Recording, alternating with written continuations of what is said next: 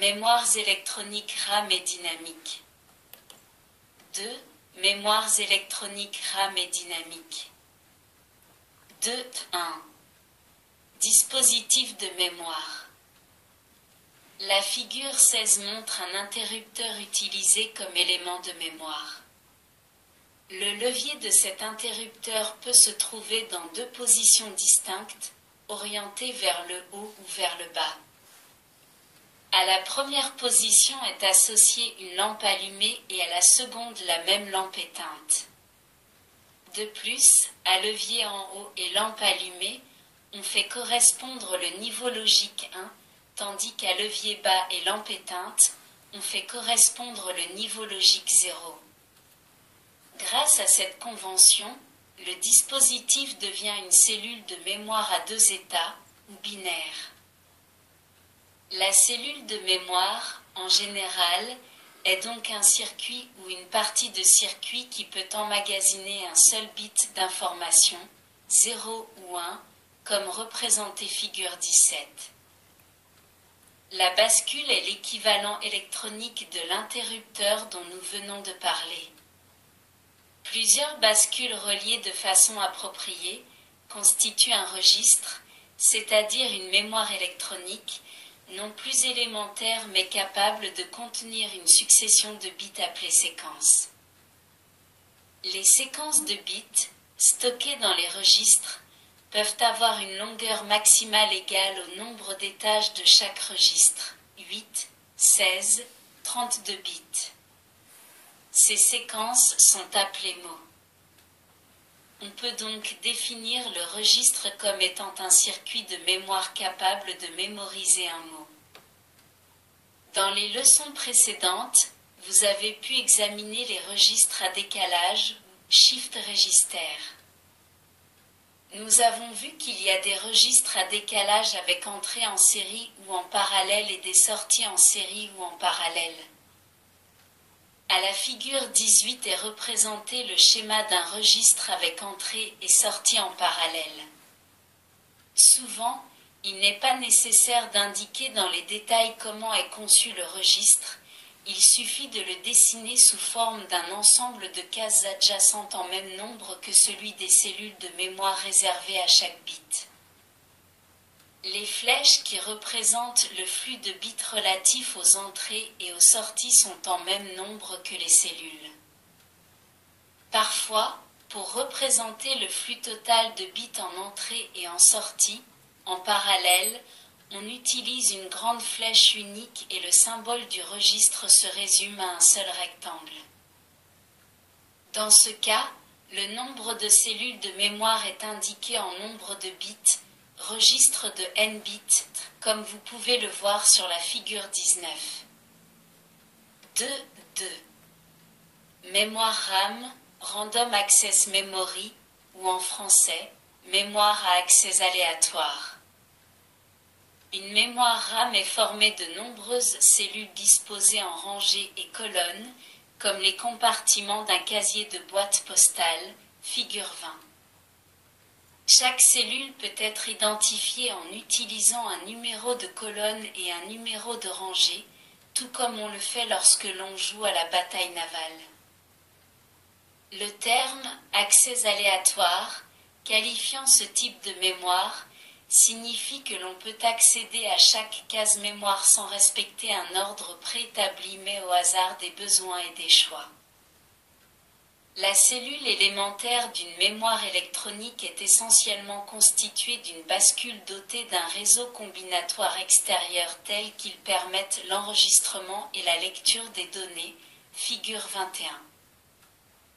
En observant le symbole graphique et le schéma logique, on peut voir trois entrées et une sortie, une entrée pour les données, DIN, une autre pour prédisposer, la mémoire à l'écriture, W, et une troisième pour la prédisposer à la lecture, R. La sortie est repérée par le symbole doux. Les données 0 ou 1 sont écrites dans la bascule lorsque l'entrée W est haute, car ainsi leur passage en mémoire à travers la porte A est validé. Le symbole W est l'initiale de write qui signifie écrire. Si par contre, l'entrée W est au niveau L, la porte A est bloquée et la porte B, passante. De cette façon, la sortie Q est reliée à l'entrée D de la bascule.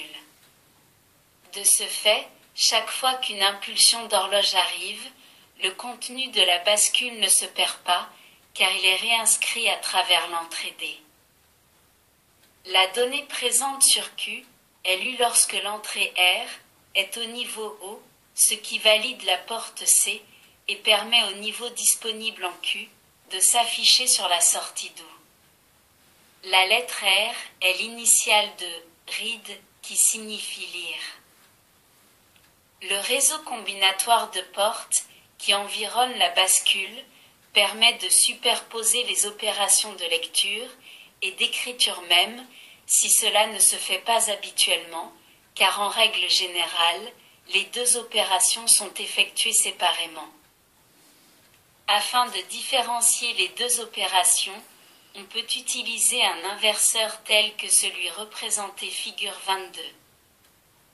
De cette façon, on obtient une borne RW, read or write, qui autorisera l'écriture lorsqu'elle sera à 0 et la lecture lorsqu'elle sera à 1. Une seule cellule mémoire présenterait peu d'intérêt. Il convient donc de mettre ensemble plusieurs cellules de manière à obtenir des capacités plus grandes. On pourrait les regrouper l'une à côté de l'autre en maintenant les entrées et les sorties séparées. Ainsi, il serait possible d'accéder immédiatement à chaque cellule en toute liberté comme on le fait pour les mémoires à accès aléatoire, mais cela multiplierait aussi le nombre de bornes d'entrée et de sortie. Afin de réduire le nombre de pattes du circuit intégré, on modifie la cellule élémentaire de mémoire comme indiqué figure 23. Le fonctionnement du nouveau circuit est simple. Lorsque E est au niveau L, le signal de sortie d'O ne réussit pas à passer à travers la porte E, donc on ne peut ni lire ni écrire parce qu'avec E, au niveau L, la sortie de l'inverseur est au niveau H et l'entrée R, W, est au niveau H. La commande RW sert donc à valider la lecture ou l'écriture. À partir de cellules de ce type, il est possible de réaliser des mémoires très grandes. À la figure 24 est représenté le schéma d'une mémoire de faible capacité de 4 mots de 2 bits. Cela signifie qu'il y a 8 bits regroupés, 2 à 2, en 4 groupes et qu'il est possible de lire simultanément 2 bits. Le fonctionnement de l'ensemble est le suivant. Toutes les entrées d'une colonne de bascule sont reliées ensemble à l'une des deux entrées de la mémoire, des 1 ou des 0, tandis que toutes leurs sorties sont reliées ensemble à travers des OU successifs à S1 ou S0. Seule la bascule validée par son entrée E peut délivrer à l'entrée du OU un 1 qui les OU, se trouvant en cascade, apparaîtra sur la sortie considérée S0 ou S1. Les entrées A1 et A0 d'adresse sélectionnent, grâce à un décodeur, la rangée dans laquelle il faut lire ou écrire. Lorsque par exemple A1 et A0 sont à l'état 00, la sortie Q0 du décodeur passe au niveau O, ce qui valide les deux bascules de la rangée 0 au moyen de la commande E. Le terme « adresse » utilisé précédemment définit la position de la case mémoire à l'intérieur de celle-ci. Dans notre cas, l'adresse définit une rangée où se trouve un mot de 2 bits. Il existe des mémoires où l'adresse ne définit la position que d'un seul bit. Dans ce cas, il est nécessaire que l'adresse indique également la colonne, donc, outre le décodeur qui sélectionne les rangées, il est alors nécessaire de disposer d'un décodeur de colonnes. De plus, chaque cellule, nonobstant une entrée de validation pour la rangée, disposera d'une entrée de validation pour la colonne. Lorsque les deux seront actives, on pourra alors lire ou écrire. À la figure 25, est donné un exemple de mémoire à 64 cellules ou bits, chacune étant accessible individuellement. Ici, on lit ou on écrit un seul bit à la fois. Il est donc nécessaire de disposer d'une adresse à 6 chiffres, en effet, puisqu'il y a 64 cellules, 64 combinaisons différentes sont nécessaires, et il faut 6 chiffres, 2 puissance 6 égale 64, pour obtenir ce nombre de combinaisons. Les 3 premiers bits de l'adresse, de A0 à A2, repèrent la colonne, les 3 autres bits de A3 à A5 indiquent la rangée ou ligne horizontale.